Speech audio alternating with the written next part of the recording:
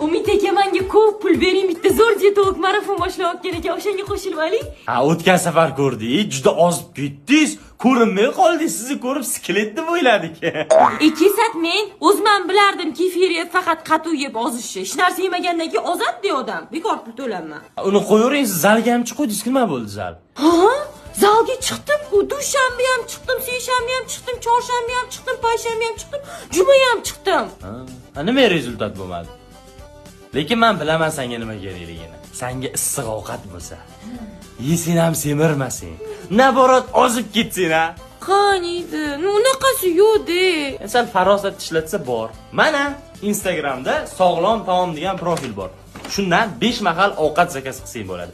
Issiqqina ovqat keladi. Mana завтра yeng, завтра 2, обед, ужин. Mana bunaqa tabiiy soklari bilan jo'natib berishadi. Qarindoshlaringga ham tavsiya qilsang bo'ladi.